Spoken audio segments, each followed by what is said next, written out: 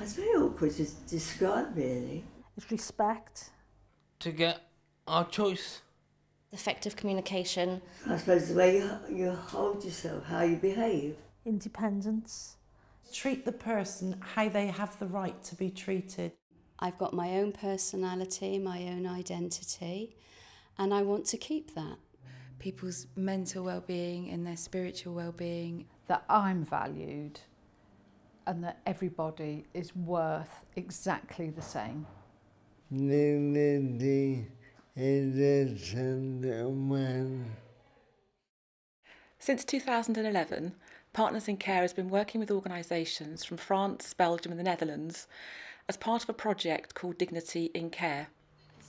The aim of the project was to improve the quality of care for those people who use adult social care services, with a particular emphasis on dignity in care. As part of the project, 2 facilities in the Netherlands and Belgium were used, known as sTimul, which have been set up to look and feel like a care home. Over the last couple of years, over 50 owners, managers and care workers from across Dorset have had the opportunity to go to sTimul, where they've taken on the role of someone who is being cared for by local healthcare students, to find out what it is like to be looked after and the real meaning of dignity in care. When I go out with the new recruits in the community, I do obviously mention my experience and set them the task to be reflective about the way they are caring. The reflective leaflets for the relatives and the clients, which was very valuable, so that the information that was gathered out of the sTimul experience, it was able to be transferred. Our company are now looking at recruiting around personalities. Every time I heard changes in your behavior, in your action, in your attitude, you also start to think, how can I put my experiences into something that will make a change for the people who are dependent for care, and that's why sTimul is there. We were told that during the night there would be a shift change. It was then explained to us that maybe it could be male or female carers, and that was when I felt the first sort of pangs in my tummy of fear. Every day in the care setting, that's what we hear from residents. I wanted to get across to new starters this feeling of anxiety, this understanding of what it must be like. So, during induction, I talked to them, and I talked to them a little bit about dementia, and then they have a tea break, and then I say to them, so you think you're on a training course? And they look a bit around the room. Well, actually, this is your home now. This is a care home, this is the lounge, and these are all your friends now. I tell them that I've changed the codes on the door. They're here to stay. And in the minute, I'm going to take them along and show them their room. And then I say to them, what if this was really true? If you were coming to stay in this care home and this was real, how would you like to be treated? People start to write, I want to be treated with respect. I want to be offered choices. And so by realising what their reactions to these things can be, they would understand how the residents feel. So, my taking away from this experience, a great deal of understanding of really what things feel like. You're trying to get someone just to do one little thing and they really don't get you or understand. One of the things we have made sure we do a lot better is involve the people we support in our training. For new staff in particular, just so they could get a feel of the other side really. So one of the guys I support helps with equality and diversity training. Another of the guys I support helps with total communication and person-centred planning. I meet and greet people and they have to sign up for interviews. We devise the questions. It's important to me to choose my own staff. I'm just sort of basically going to advise you, obviously, with speed bumps and sort of. We've also, as part of our training, we do a driver awareness course where people taking the driver awareness have the experience of travelling in a wheelchair, blindfolded, to see what that feels like.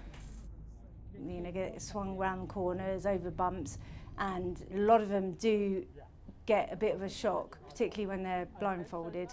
It was a real experience. It was quite shocking. It made me realise that I've put my trust in other people, because I couldn't see where I was going or anything, because I'm usually a bit of a backseat driver. It'll make me definitely think about making sure I'm talking them through what I'm doing a bit more. Yeah, it has helped because it's a lot different feeling being in a chair than it is in a seat in the car. You're allowed to park. It's to show that we can employ the best staff, the best drivers.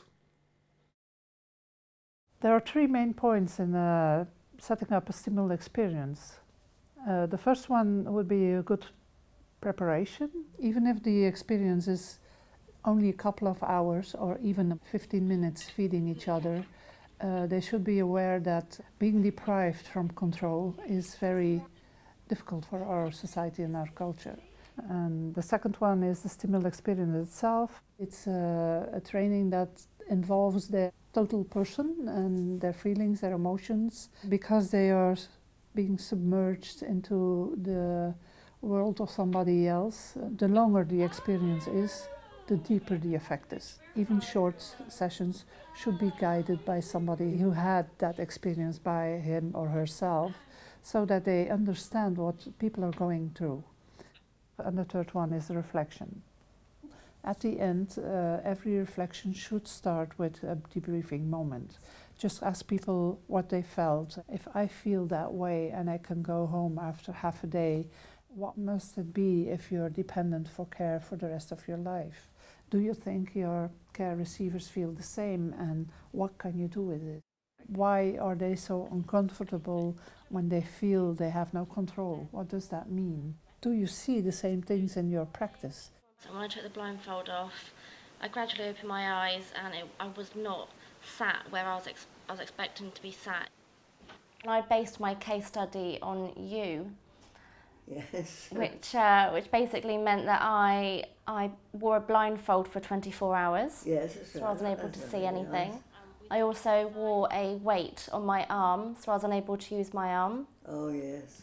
So when I came back, I said to the other girls, when you approach Jean, always just say, you know, Jean, it's Grace. It's important that you tell me who you are when you first come up.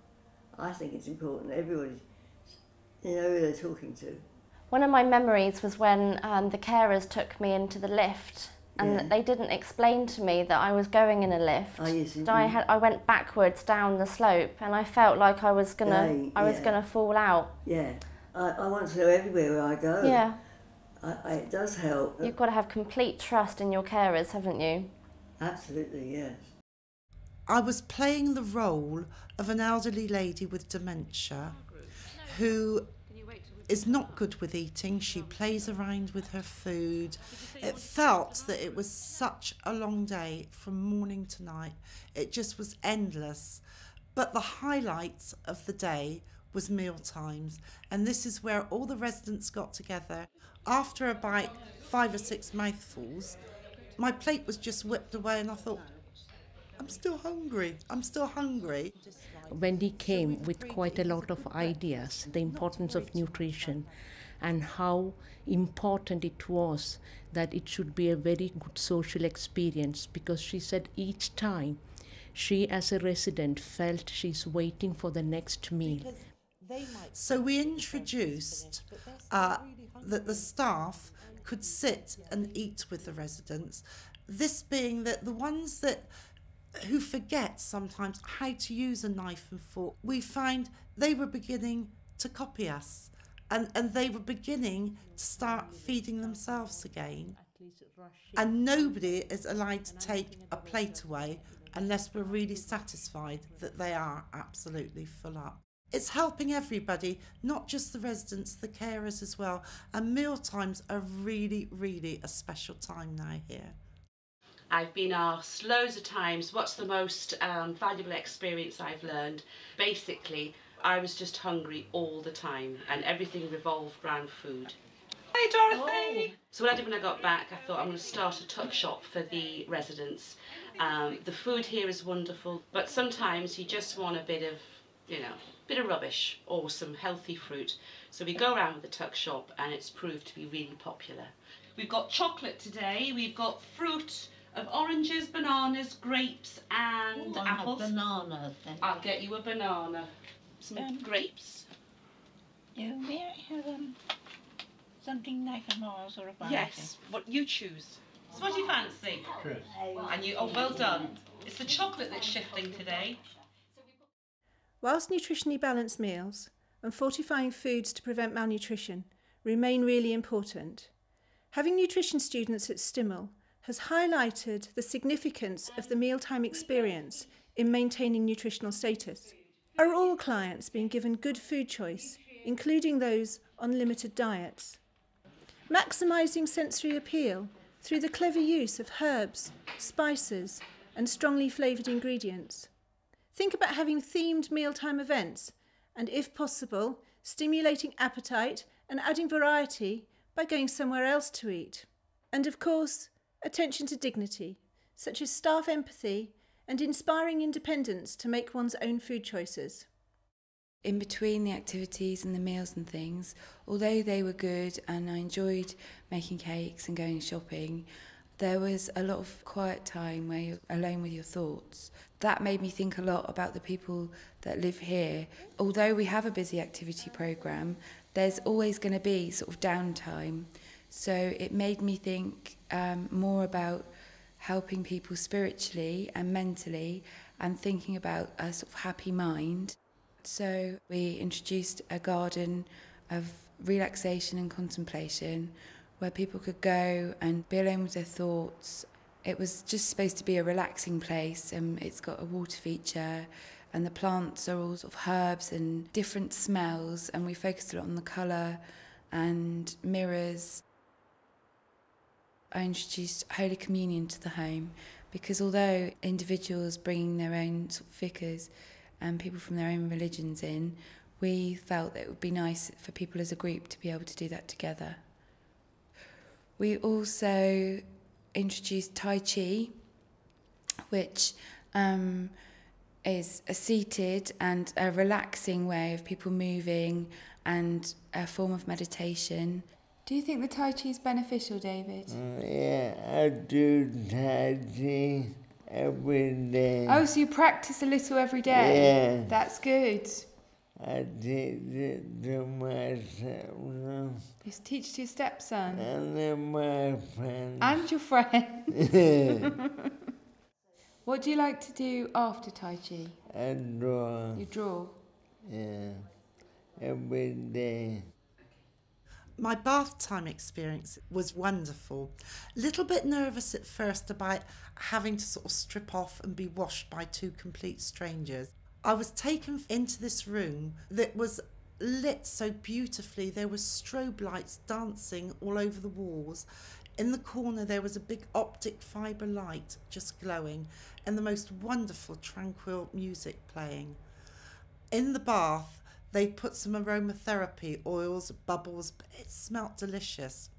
Anyway, my fears went completely, and this made me think, our bathrooms are so plain at home, they're so clinical, and perhaps this is why sometimes residents refuse to be bathed. The bathroom just needs to be made more personal and cosy.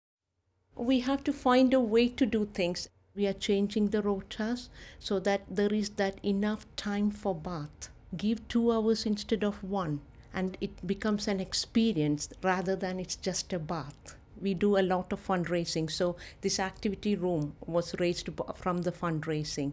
So the next year's fundraising, we are trying to get the bath things. It's a bit expensive, but it is having the time to treat each person as an individual.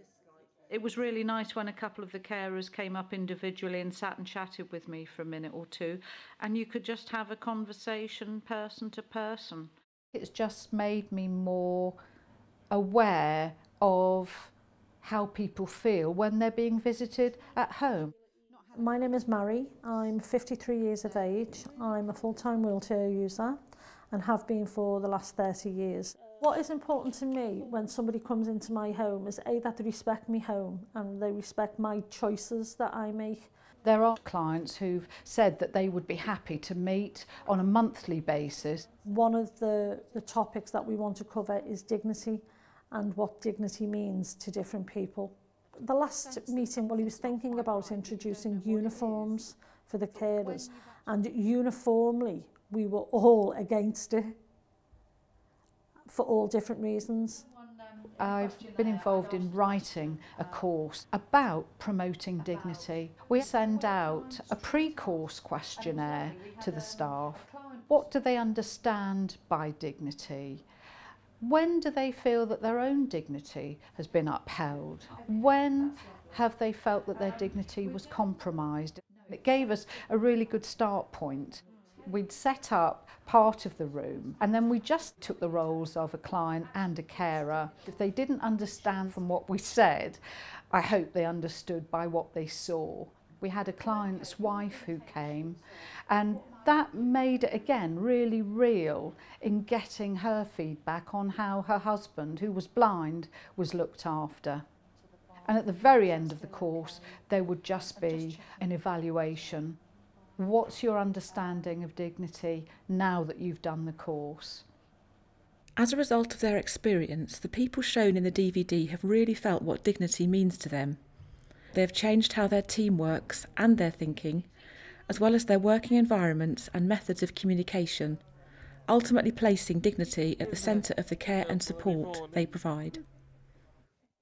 Skills for Care, the Sector Skills Council for Adult Social Care in England, works with employers and the workforce in our sector to ensure that everyone who is providing care and support has the skills, knowledge, values and attitudes to provide truly person-centred, high-quality support every day. The Common Core Principles for Dignity have been produced in close collaboration with the sector based on the needs, aspirations and wishes of people who need care and support to live independent and fulfilled lives in our communities, and to ensure that the workforce understand how dignity must be at the heart of that care and support every day. Value the uniqueness of every individual. Uphold the responsibility to shape care and support services around each individual. Value communicating with individuals in ways that are meaningful to them. Recognise and respect how an individual's dignity may be affected when supported with their personal care. Recognise that an individual's surroundings and environments are important to their sense of dignity. Value workplace cultures that actively promote the dignity of everybody. Recognise the need to challenge care that may reduce the dignity of the individual.